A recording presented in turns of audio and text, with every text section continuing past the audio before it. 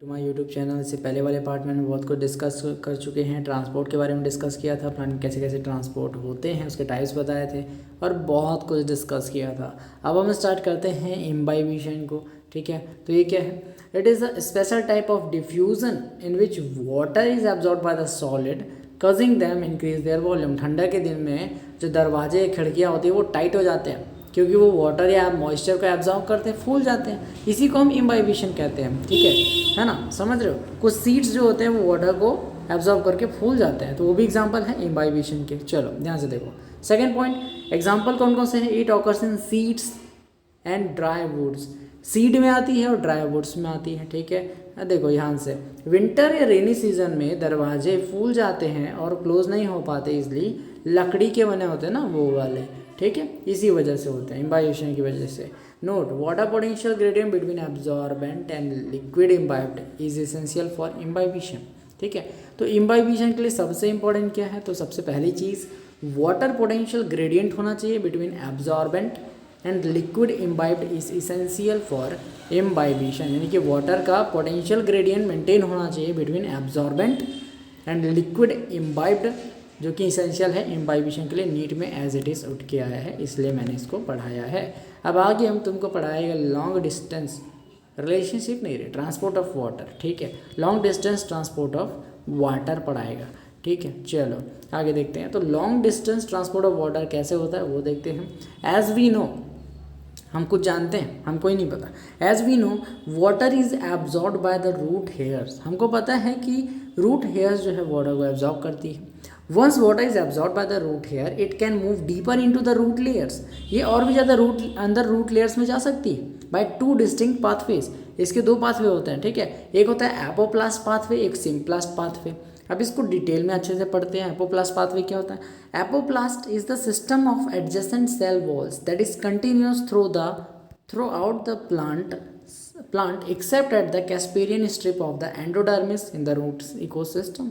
ठीक, सबसे पहली चीज़ बोला है कि कैस्पेरियन स्ट्रिप के पास एपोप्लास्टिक मूवमेंट नहीं होता, और कैस्पेरियन स्ट्रिप किस में पाई जाती है? एंडोडर्मिस में। इस बात को आपको याद रखना है, ये हाँ बहुत भयंकर क्वेश्चन है, इससे बहुत ज़्यादा क्वेश्चन आता है कि कैस्पेरियन स्ट्रिप कहाँ पे होती है? एंडोडर्मिस में होती है। ठीक है, ये क्या होता है? एक तरह का बांध होता है, रोक देता है भाई एपोप्लास्टिक मूवमेंट को। यहाँ से सिम्प्लास्टिक मूवमेंट में जाती है, यानी कि देखो बाहर ट्रेवल कर रही है, मान लो बाहर एपोप्लास्टिक मूवमेंट है। यहाँ पे ये आ गया कौन? ये छोटा सा यहाँ पे छेद होता है ना। ठीक है, तो कैस्पेरियन स्ट्रिप इसको रोक दिया। अब ये यहाँ से ना आके यहाँ से आएंगी, है ना, और ये सिम्प्लास्टिक वे बन जाएगी। एपोप्लास्ट आगे जाके सिम्प्लास्ट में बदलता है, इस बात को आपको याद रखना है, ड्यू टू कैस्पेरियन स्ट्रिप जो कि है ब्लॉकेज, जो कि है एंडोडर्मिस पे। क्लियर। सेकंड है सिम्प्लास्ट पाथवे। वो क्या होता है? It is a system of interconnected protoplast, यानी कि ये सेल सब कनेक्टेड है आपस में, ऐसा जाएगा नाली की तरह अंदर ही अंदर, उसको बोलते हैं हम क्या? Symplast pathway. ओके, ठीक है। नेबरिंग सेल्स कनेक्टेड होते हैं थ्रू साइटोप्लाज्मिक स्ट्रीम्स या फिर strands that x tends through the plasmodesmata. Clear है? इसका पाथवे देखते हैं तो ऊपर ही ऊपर जा रहा है, ये प्लांट सेल है, उसकी वॉल है ऊपर में। ठीक है, ऊपर ही ऊपर जो जा रहा है ये दिख रहा है ऐसा। ठीक है, इसको बोलते हैं एपोप्लास्ट पाथवे। इस तरीके से ही जा रहा है। क्लियर। अब आगे देखोगे, है ना, यहाँ पे तो जो सेल के अंदर ही अंदर जा रहा है, सिम्प्लास्टिक पाथवे, सीधा अंदर ही अंदर जा रहा है। ठीक है, epidermis, then cortex, then endodermis, then pericycle, then xylem के थ्रू ये ऊपर प्लांट में ट्रांसपोर्ट होगा। ठीक है, तो यहाँ पे एंडोडर्मिस में एक कैस्पेरियन स्ट्रिप पाई जाती है जो कि ब्लॉकेज का काम करता है एपोप्लास्ट का, तो यहाँ से बेचारा अंदर सेल में चले जाता है, यानी कि सिम्प्लास्ट में बदल जाता है। तो वही है, एपोप्लास्ट पहले था, अब जाके वो सिम्प्लास्ट में बदल गया। क्लियर, समझ आए? ये है ट्रांसपोर्ट का पाथवे। आखिर में जाके कैसे होता है इसका मतलब कि पूरा का पूरा ये पहले एपिडर्मिस होता है, उसके बाद कॉर्टेक्स, देन एंडोडर्मिस जिसमें कैस्पेरियन स्ट्रिप होता है, देन पेरिसाइकल, देन जाइलम, उसके बाद पूरे बॉडी में। क्लियर। तो पाथवे ऑफ वाटर मूवमेंट, ये था फिगर इसका। अब देखते हैं water movement up the plant. यहाँ पे आप देखो जाइलम से वाटर का मूवमेंट अप हो रहा है, कैसे होगा, किस तरीके से होगा, वही अपन देखते हैं कौन कौन से पॉइंट इंपॉर्टेंट है। तो पहला पॉइंट, रूट प्रेशर नाम की चीज़ होती है जो वाटर को ऊपर की तरफ खींचते, मतलब ये धक्का देगी। ठीक है, तो पहला, it take place by active transport, इसमें एनर्जी खर्च होती है, इसलिए इसको एक्टिव ट्रांसपोर्ट कहते हैं। सेकेंड पॉइंट, ये इंपॉर्टेंट है ना, एक्टिव ट्रांसपोर्ट से होती है रूट प्रेशर, है ना, तो इसलिए ये इंपॉर्टेंट है, ये नीट में पूछा जाता है। सेकंड जो कि वेरी इंपॉर्टेंट है, it is responsible for the pushing up water molecules to the height in the stems, यानी कि ये पुशिंग का काम करती है, धक्का देती है। Clear. Third point, it affects of the root pressure observe, effect of root pressure observe during the height night. So the effect of the root pressure observed during the night and early morning when the evaporation is low and excess of water collects in the form of droplets at the tip of the grass blades, उसी phenomenon को हम guttation कहते हैं। ठीक है, एक plant होता है जिसके टिप पे, है ना, उसके पत्तों के टिप पे एक प्रॉपर जो ड्रॉपलेट्स होती हैं, किसकी, वाटर ड्रॉपलेट्स होती हैं, जो कि गटेशन का एग्जांपल है। इसमें क्या होता है, रूट के अंदर बहुत सारे ड्रॉपलेट्स होते हैं जो एक दूसरे को धक्का देते रहते हैं, ऊपर की तरफ फेंकते हैं, तो ये लीफ में आके क्या होता है, इकट्ठा हो जाता है। ठीक है, इसी प्रोसेस को हम बोलते हैं क्या, गटेशन की प्रोसेस। ठीक है, और ये किससे होती है, रूट प्रेशर की वजह से होती है, जो कि एक तरह का एक्टिव ट्रांसपोर्ट है। क्लियर है, प्रोसेस है गटेशन, होता है एक्टिव ट्रांसपोर्ट से। इसमें होता क्या है, push up of water molecules. बस हो गया, इतना ही याद रखना है। अब आगे एक और मेथड है वाटर ट्रांसपोर्ट का, वाटर अप ट्रांसपोर्ट का, वो है ट्रांसपिरेशनल पुल थ्योरी, जिसको दिया है डिक्सन ऑन जॉली ने। Second important point, this is referred as cohesion tension transpirational pull model. इस मॉडल का दूसरा नाम है कोहेशन टेंशन, ट्रांसपिरेशनल पुल का नाम है cohesion tension transpirational pull model, है ना।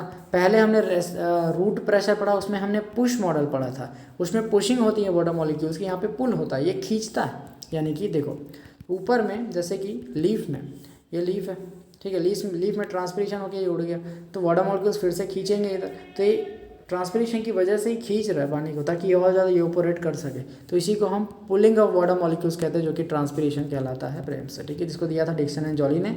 इसका दूसरा नाम है cohesion tension transpirational pull model. ठीक है, इसमें पुलिंग होती है वाटर मॉलिक्यूल्स की, बस इतना याद रखना है। Responsible for pulling of water because of the water loss at the leaf region due to transpiration, leaf needs water, so it generates the pull of the water।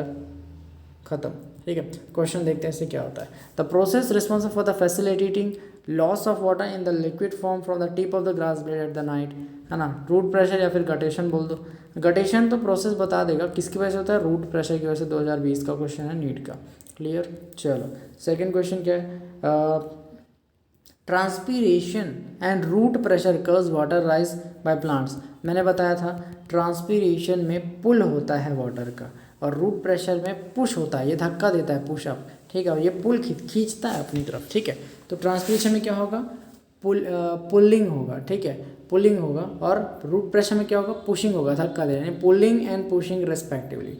बस यही आंसर है इसका। ठीक, तीसरा जो गटेशन है ना, तीसरा एक क्वेश्चन है, guttation is result of, guttation क्यों होता है, रूट प्रेशर की वजह से होता है। बस last question, root pressure develops due to active transport. बता चुका हूँ, रूट प्रेशर क्यों होता है, एक्टिव ट्रांसपोर्ट की वजह से होता है। चल अब नेक्स्ट जो टॉपिक है वो है ट्रांसपिरेशन। ट्रांसपिरेशन थोड़ा सा बता देते हैं यहीं पे। It is the evaporation of evaporative loss of water by the plants occur mainly through the stomata. Stomata के थ्रू होता है। अब कैसे होता है, क्यों होता है, वो इसके लिए स्टोमेटा पढ़ना पड़ेगा। ठीक है, तो स्टोमेटा के बारे में पढ़ते हैं, उसकी ओपनिंग क्लोजिंग देखते हैं थोड़ा सा। स्टोमेटा क्या होता है, पहला exchange of O2 and CO2 at the leaf occurs through pores called stomata. यानी कि O2 और CO2 का एक्सचेंज होता है लीफ में, किसके थ्रू, पोर्स के थ्रू, जिसे हम स्टोमेटा कहते हैं। सेकेंड पॉइंट, नॉर्मली क्या होता है जी, देखो normally it opens at the day time and closes at night. Normally ये दिन के समय खुला रहता है, रात के समय बंद होता है। ठीक, तीसरा ट्रांसपिरेशन ऑकर्स थ्रू इट, इसके थ्रू ट्रांसपिरेशन आता है। चौथा point, it has guard cells which has thick inner crescent shape walls, crescent inner shape walls. ठीक है, यानी कि इनर में जो वॉल्स होती है ये गार्ड सेल है, इसके दो वॉल्स होते हैं, एक इनर और एक आउटर। ठीक है, इनर वॉल जो होता है क्रीसेंट होता है, फूला हुआ रहता है। ठीक है, फूला हुआ रहता है, उसको हम क्रीसेंट कहते हैं। तो इनर वॉल जो होता है थिक होती है और फूली हुई रहती है ना। आउटर वॉल जो होती है थीन होती है, बहुत ही थीन होती है। ठीक है, और गार्ड सेल्स जो होते हैं help in opening and closing of the stomata. जो गार्ड सेल्स होते हैं mainly opening and closing of stomata को रेगुलेट करते हैं। तो अब देखते हैं कि opening and closing of stomata कैसे होती है, उसका क्या प्रोसेस है। ठीक है, तो देखो पहला पॉइंट, ओपनिंग कैसी होगी, conversion of starch to organic acid. ठीक है, जब स्टार्च का कन्वर्जन हो जाएगा ऑर्गेनिक एसिड्स में, is required for stomata opening. पहला जो रिक्वायरमेंट है कि स्टार्च जो है है ना, वो ऑर्गेनिक एसिड में कन्वर्ट होना चाहिए। यानी कि देखो, क्योंकि स्टार्च बनाने के लिए ही स्टोमेटा ओपन रहता है। अगर पहले से बना हुआ होगा तो क्यों बनाएगा, ठीक है, पहले से बना होगा तो हम ये प्रोसेस ही क्यों करा रहे हैं। इसलिए स्टार्च को ऑर्गेनिक एसिड में बनाना पड़ेगा। ऑर्गेनिक एसिड में सबसे पहले वो अगर बदल जाएगा तब हमें फिर से स्टार्च बनाने की ज़रूरत पड़ेगी। क्लियर है। Second point, low CO2 concentration triggers opening of stomata, यानी कि CO2 कम होना चाहिए तभी स्टोमेटा ओपन होगा। तीसरा point, influx of potassium ion, सबसे important, influx of potassium ion into guard cells, then concentration increase होगा। जैसे ही कंसंट्रेशन इंक्रीज हुआ सॉल्यूट का तो वाटर एंटर करेगा अंदर। अब वाटर एंटर किया तो गार्ड सेल्स में पानी भरा, है ना, गार्ड सेल्स में पानी भरेगा, गार्ड सेल फूलेगा, है ना, गार्ड सेल में पानी भरेगा तो गार्ड सेल फूलेगा। अगर गार्ड सेल फूलेगा तो स्टोमेटा खुलेगा, है ना, and exerts a pressure by the wall, ठीक है। गार्ड सेल फूल रहा है तो प्रेशर लगाकर अपने वॉल पे, जिसे हम टर्गर प्रेशर बोलते हैं, अगर टर्गर प्रेशर इंक्रीज हो रहा है तो स्टोमेटा ओपन होगा। एक छोटी सी ट्रिक है कि गार्ड सेल अगर फूलेगा तो स्टोमेटा खुलेगा, डन, ठीक है। इतनी ही चीज़ें। तो क्या होगा, सबसे पहले इन्फ्लक्स ऑफ पोटेशियम आयन आया गार्ड सेल्स में, कंसंट्रेशन इंक्रीज हुआ पोटेशियम आयन का। अब वाटर एंटर करेगा गार्ड सेल में, क्योंकि यहाँ पे कंसंट्रेशन है, देखो कंसंट्रेटेड है और वाटर मॉलिक्यूल्स यहाँ पे हैं, तो वाटर मॉलिक्यूल्स अंदर एंटर करेंगे, क्योंकि ये लो से हाई कंसंट्रेशन, यानी हाई कंसंट्रेशन से लो कंसंट्रेशन में जाएंगे ना। यहाँ पे पानी की कमी है तो बाहर से, देखो सपोज करो यहाँ एक बहुत बड़ा नदी है, यहाँ पे छोटा सा क्या है, गड्ढा है, तो यहाँ पे एक छेद हो गया, तो यहाँ का पानी यहाँ तो जाएगा ना, जहाँ पे ज़्यादा है वहाँ से तो कम जाएगा ना, तो हाई से लो जाता है। क्लियर, वही चीज़ यहाँ हो रही है। यहाँ पे पानी की कमी है, सॉल्यूट ज़्यादा है तो वाटर एंटर करेगा अंदर में। अगर वाटर एंटर करेगा गार्ड सेल में तो फूलेगा, है ना, गार्ड सेल फूलेगा तो turgor pressure increases due to the swelling up of the guard cell, है ना। अगर गार्ड सेल फूलेगा तो स्टोमेटा खुलेगा, डन। क्लियर है, गार्ड सेल फूलेगा तो स्टोमेटा खुलेगा। अब क्वेश्चन देखते हैं कौन कौन सा है। Stomata of plant open due to influx of potassium ion, यानी पोटेशियम आयन जो है अंदर आता है उस वजह से। क्लियर है। पहला, गार्ड सेल्स हेल्प इन, किस में हेल्प करता है, ट्रांसपीरेशन में। क्लियर, ट्रांसपीरेशन में हेल्प करता है गार्ड सेल, ठीक है जी। Guard cells when sugar is converted into the starch, stomatal pore क्या होगा, देखो मैंने बताया था अगर स्टार्च पहले से है तो स्टोमेटा खुलेगा ही नहीं। शुगर को कन्वर्ट कर दिया गया है स्टार्च में, शुगर है स्टार्च में कन्वर्टेड, अगर स्टार्च है वहाँ पे प्रेजेंट तो स्टोमेटा कभी नहीं खुलेगा। स्टार्च को ऑर्गेनिक एसिड या शुगर्स में तोड़ दिया गया तो वो स्टोमेटा ज़रूर खुलेगा, क्योंकि स्टार्च बनाने के लिए तो हम स्टोमेटा खोल रहे हैं, ठीक है। तो क्लोजेस कम्प्लीटली, ठीक है। अगर शुगर को कन्वर्ट कर दिया गया स्टार्च में तो स्टोमेटा जो है क्लोज हो जाएगा कम्प्लीटली, ठीक है जी, ठीक है। अब नोट करते हैं, कुछ नोट भी है इसमें। तो पहला है potometer use to determine the rate of transmission in plants. एक पोटोमीटर नाम का एक होता है डिवाइस जो कि रेट ऑफ ट्रांसपिरेशन को नापता है प्लांट्स में। पोटोमीटर याद रखना बहुत इंपॉर्टेंट है। सेकेंड पॉइंट जो है नीट में एज इट इज़ है, transpiration is least in the high atmospheric humidity, ठीक है। पूछा जाता है कि ट्रांसपिरेशन सबसे कम कहाँ पे होता है, तो हाई एटमॉस्फेरिक ह्यूमिडिटी, ह्यूमस जहाँ पे होता है बहुत ज़्यादा वहाँ पे ट्रांसपिरेशन बहुत कम होता है, ताकि पानी की बचत हो सके प्लांट में, ठीक है। पोटोमीटर क्या करता है, ट्रांसपिरेशन को नापता है। पोटोमीटर क्या करता है, ट्रांसपिरेशन को नापता है। दूसरा है ट्रांसपिरेशन कब सबसे कम कहाँ आता है, हाई एटमॉस्फेरिक ह्यूमिडिटी वाले रीजन पे। थर्ड पॉइंट से भी क्वेश्चन है, कोहेशन, एडहेशन, सरफेस टेंशन, ये तीन अट्रैक्शन होते हैं, अट्रैक्टिव फोर्सेस होते हैं, उनके बारे में जानते हैं, ठीक है। ये क्या होता है, cohesion, mutual attraction between the water molecules, water molecule के बीच का एक अट्रैक्शन को हम कोहेशन बोलते हैं। क्या बोलते हैं, कोहेशन, अट्रैक्शन।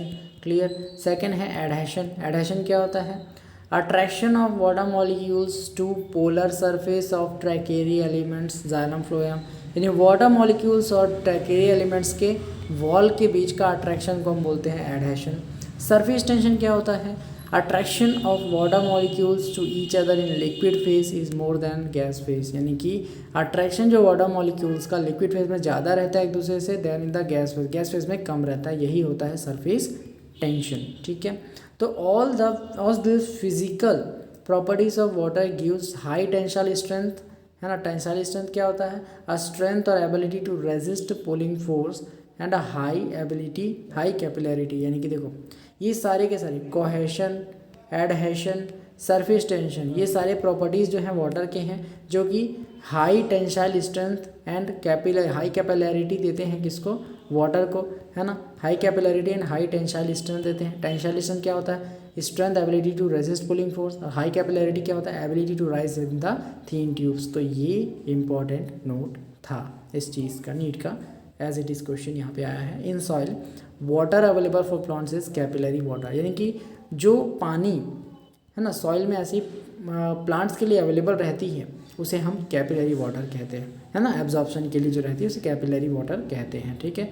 अब इसके आगे हम ट्रांसलोकेशन ऑफ मिनरल्स को पढ़ते हैं, ठीक है जी। तो ट्रांसलोकेशन ऑफ मिनरल्स देख लेते हैं कि होता क्या है ना। तो ट्रांसलोकेशन ऑफ मिनरल्स क्या है, पहला ओल्डर डाइंग लीव्स, है ना, पुराने लीव्स में export much of their, older dying leaves जो होते हैं वो अपना बहुत कुछ मिनरल कंटेंट जो है यंग लीव्स को दान कर देते हैं, यंग लीव्स को दान कर देते हैं, इसको रिमोबिलाइजेशन कहते हैं। फॉर एग्जांपल बूढ़े बुजुर्ग जो है अपने नाती पोतों को अपना संपत्ति देते हैं, उसी को हम रिमोबिलाइजेशन कह सकते हैं प्लांट्स में। पुराने जो बूढ़े जो लीव्स होते हैं वो अपने अंदर के मिनरल कंटेंट को निकाल के यंग लीव्स को दे देते हैं कि भाई तू जी ले ज़िंदगी, उसी को रिमोबिलाइजेशन कहते हैं। तो ये प्रोसेस हर मिनरल्स के लिए नहीं होती। एलिमेंट्स मोस्टली रिमोबिलाइज कौन कौन से होते हैं, फॉस्फोरस, सल्फर, नाइट्रोजन, पोटेशियम, ये मैक्सिमम टाइम रिमोबिलाइज हो जाते हैं, यानी कि बूढ़ों से यंग लीव्स में चले जाते हैं। लेकिन कौन कौन से नहीं रिमोबिलाइज होते हैं, वो है कैल्शियम आर नॉट रिमोबिलाइज। इससे नीट में क्वेश्चन आया, इंपॉर्टेंट है, ठीक है। तो कैल्शियम जो है वो रिमोबिलाइज नहीं होता, इसलिए यंग लीव्स में कैल्शियम की डिफिशियंसी देखी जाती है, ओल्डर लीव्स में नहीं देखी जाती है सबसे पहले, ठीक है। बाकियों में क्या होगा, बाकियों में जो डिफिशियंसी सिंड्रोम्स है वो सबसे पहले ओल्ड लीव्स में जाएंगे क्योंकि मिनरल उनसे ही हटेगा। क्लियर है, चलो। कैल्शियम रिमोबिलाइज नहीं होता, याद रख लेना, रिमोबिलाइज का मतलब समझ चुके हो अभी तक, ठीक है। अब चौथा पॉइंट जो कि इंपॉर्टेंट है नीट के लिए, according to traditional believe phloem transport करता है ओनली ऑर्गेनिक मटेरियल्स को, और जाइलम ट्रांसलोकेट करता है ओनली इनऑर्गेनिक मटेरियल या मिनरल्स या न्यूट्रिएंट्स को, ठीक है। ऐसी फालतू चीज़ है याद रखने के लिए। अब लास्ट जो प्रोसेस है एक छोटी सी, इस चैप्टर का लास्ट टॉपिक जिसे बोलते हैं प्रेशर फ्लो और मास फ्लो हाइपोथेसिस, जल्दी से ख़त्म करते हैं इसको, कोई दिक्कत नहीं है, ठीक है। तो this hypothesis use for translocation of sugar, यानी कि सुक्रोस, है ना, फ्लोएम ट्रांसपोर्ट जो होता है ना उसको समझाने के लिए हम प्रेशर फ्लो या मास फ्लो हाइपोथेसिस को समझा रहे हैं, ठीक है। तो this hypothesis use for translocation of sugar या sucrose from source to sink. अब व्हाट इज सोर्स, सोर्स मतलब जहाँ पे पैदा हो रहा है, सिंक क्या होता है जहाँ पे स्टोर होगा। क्लियर है जी, तो ध्यान से देखो इस प्रोसेस को। तो सबसे पहले ग्लूकोज जो है वो कन्वर्ट होगा सुक्रोज में प्लांट के अंदर, ठीक है। सुक्रोज एंटर करेगा कंपेनियन सेल्स में। अब कंपेनियन सेल्स क्या होते हैं उसके लिए छठा चैप्टर देख लो। कंपेनियन सेल्स है ना, कंपेनियन सेल्स में एंटर करेंगे और वहाँ पे कंपेनियन सेल में बहुत ज़्यादा स्टोर होने के बाद ये क्या होगा, लोड करेगा सुक्रोज को इनटू सीयू ट्यूब्स। देखो ये कंपेनियन सेल हो गया, इसके अंदर न्यूक्लियस है, सीयू ट्यूब के अंदर न्यूक्लियस नहीं होता, तो कंपेनियन सेल अपने न्यूक्लियस में स्टोर कर लिया किसको, सुक्रोज को। अब यहाँ से लोड करेगा सुक्रोज को किसके अंदर, सीयू ट्यूब्स में, तो इसी को हम बोलते हैं लोडिंग ऑफ सुक्रोज। यहाँ से क्वेश्चन आता है, ठीक है। तो कंपेनियन सेल में सुक्रोज आने के बाद वो क्या करेगा, लोडिंग करेगा सुक्रोज की सीयू ट्यूब्स में, जिसकी वजह से बहुत ज़्यादा कंसंट्रेशन बनेगा, जिसे बोलेंगे कर्ज हाइपरटोनिक कंडीशन, यानी कि बहुत ज़्यादा कंसंट्रेशन बढ़ चुका है सुक्रोज का। अब सुक्रोज का कंसंट्रेशन बढ़ा सीयू ट्यूब में, तो इसके अंदर वाटर आएगा, water enters from xylem to phloem, xylem से फ्लोएम में बढ़ा, ठीक है। सीयू ट्यूब्स के अंदर क्या आ गया, पानी आएगा, ठीक है। तो osmotic pressure of phloem increases, जो फ्लोएम है उसके अंदर पानी आ गया और क्या हो गया, इसका जो है ना कंसंट्रेशन इंक्रीज होने लगा, है ना। कंसंट्रेशन पहले से इंक्रीज था, अब पानी आया क्योंकि यहाँ पे सॉल्यूट था ना, वाटर का कंसंट्रेशन कम था इसलिए पानी अंदर आया, सॉल्यूट का कंसंट्रेशन ज़्यादा था, तो ऑस्मोटिक प्रेशर इंक्रीज होगा। अब ऑस्मोटिक प्रेशर इंक्रीज हुआ, now sucrose from phloem sap water plus sucrose moves into sink, ठीक है। अब यहाँ देखो क्या हुआ, ऑस्मोटिक प्रेशर बढ़ा ना, तो at the sink osmotic pressure reduce है। देखो ध्यान से सुनो, है ना, ज़्यादा से कम हमेशा जाएगा, ठीक है। तो हाई ऑस्मोटिक प्रेशर से लो ऑस्मोटिक प्रेशर में कोई भी फ्लोएम जाएगा। क्लियर है, फ्लोएम की चीज़ें सैप जो है वो जाएगा, ठीक है। तो सिंक पे ऑस्मोटिक प्रेशर कम होना चाहिए तभी ये प्रोसेस हो पाएगी, ठीक है। सिंक पे ऑस्मोटिक प्रेशर कम है सिंक पे ऑस्मोटिक प्रेशर कम है, ठीक है। तो ऑस्मोटिक प्रेशर पानी अंदर जाने की वजह से यहाँ पे बढ़ गया फ्लोएम में। अब फ्लोएम में बढ़ा है ना, ये सोर्स में बढ़ा है तो सोर्स में बढ़ गया, और सिंक में पहले से ऑस्मोटिक प्रेशर कम है, इसमें ज़्यादा है, तो यहाँ से यहाँ सीधा फ्लोएम सैप एंटर कर जाएगा। यानी कि phloem sap moves from sink, है ना, सोर्स टू सिंक, है ना, स्टोरेज एरिया में, क्योंकि स्टोरेज एरिया में यानी सिंक पे ऑस्मोटिक प्रेशर कम था, ठीक है। अब यहाँ पे क्या लिखा है, and water again moves out of the phloem into the xylem. अब वाटर का काम खत्म तो वाटर फिर से जाइलम में चला जाएगा। ये पूरा प्रोसेस होता है प्रेशर फ्लो या मास फ्लो हाइपोथेसिस, जिसमें सुक्रोज जो है सोर्स टू सिंक में जाके स्टोर होता है। क्लियर है जी। अब नोट क्या करना है, देखो यहाँ पे कुछ नोट वाली बातें हैं, है ना। नोट क्या करना है, osmotic pressure at phloem is more and osmotic pressure at sink is less, ठीक है। Osmotic pressure at phloem should be ज़्यादा, है ना, मोर होना चाहिए। ऑस्मोटिक प्रेशर सिंक पे कम होना चाहिए, तभी so that sucrose move from high to low pressure, है ना, from the source to sink, phloem to sink, that is sink क्या होता है, लीफ हो गया, है ना, लीफ, रूट, स्टेम, ये सब क्या है, सिंक है, स्टोरेज एरिया है, ठीक है। तो ऑस्मोटिक प्रेशर फ्लोएम पे ज़्यादा होना चाहिए और सिंक यानी कि लीफ, है ना, स्टेम, रूट्स, इन सब में कम होना चाहिए, तभी तो फ्लोएम जो है वो मूव करेगा। मतलब जो सैप है, वाटर सैप है ना, सैप मतलब कि सुक्रोज प्लस वाटर, ये दोनों मूव करेंगे कहाँ पे, सिर्फ सुक्रोज को ही मूव करना है सिंक पे, फ्लोएम से सीधा, ठीक है, क्योंकि ऑस्मोटिक प्रेशर कम होना चाहिए सिंक पे। क्लियर है। चलो एक नोट और देख लो यहाँ पे जो इम्पोर्टेंट है नीट के लिए, कि चैप्टर ओवर हो चुका है। पहला, death of protoplasm a prerequisite और occurs for the vital function like transport of sap, है ना। कोई भी चीज़ डेथ क्यों होती है, देखो डेथ टिश्यूज या जाइलम जो है ना, कई तो डेथ टिश्यूज उसमें होती है, जैसे ट्रैकीड्स वगैरह, वो क्या करते हैं, ट्रांसपोर्ट ऑफ सेप करते हैं, यानी कि वाटर मॉलिक्यूल्स को ट्रांसपोर्ट करते हैं। तो किसी भी डेथ ऑफ प्रोटोप्लाज्म का मतलब डेथ ऑफ टिश्यू, कोई भी टिश्यू डेड हो गई ना, तो वो किस लिए डेड हुई है, वाइटल फंक्शन के लिए, जिसका नाम है ट्रांसपोर्ट ऑफ सेप, वाटर के लिए और सुक्रोज के ट्रांसपोर्ट के लिए वो अपना बलिदान दी है, ठीक है। सेकंड जो है, phloem sap is a alkaline in nature. Phloem sap जो होता है एल्केलिन नेचर, फ्लोएम सेप क्या होता है, water plus sucrose, water plus sucrose को हम फ्लोएम सेप कहते हैं, जो कि एल्केलिन नेचर होता है, उसका पीएच होता है 7.5 से 8.6, ठीक है। तो फ्लोएम सेप जो होता है वो एल्केलिन नेचर का होता है। क्लियर है। फ्लोएम का सेप वाटर प्लस सुक्रोज, वाटर है तो थोड़ा बहुत तो एल्केलिन हो गई, है ना, न्यूट्रल के आसपास, सुक्रोज आ गया तो और ज़्यादा एल्केलिन हो गया। क्लियर। तो इसका पीएच 7.5 to 8.6 होगा, तो फ्लोएम का सेप एल्केलिन होता है नेचर में, ठीक है। लास्ट थिंग, क्वेश्चन एक लास्ट है, what is the direction of movement of sugars in phloem, वो है बाई डायरेक्शनल। मैंने बताया शुगर का या फिर फ्लोएम का ट्रांसपोर्ट कहाँ से कहाँ हो रहा है, देखो ये सोर्स है, और सिंक कौन कौन सा था, रूट, स्टेम, लीफ। रूट नीचे होता है, स्टेम ऊपर होता है, लीफ ऊपर होता है, तो बाई डायरेक्शनल हो गया ना, एक उस तरफ एक नीचे, ठीक है। तो ये बाई डायरेक्शनल हो गया फ्लोएम का transport. Last note, function of companion cell is to loading of sucrose into sieve tube sales.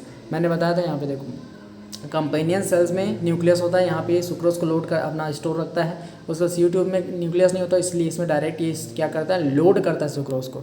तो कंपेनियन सेल का फंक्शन क्या है, to loading of sucrose into the sieve tube elements. अब यहाँ पे ये चैप्टर ओवर हो जाता है, ठीक है। कोई डाउट होगा तो कमेंट कर देना। मिलते हैं अदर वीडियो में, तब तक के लिए चलो।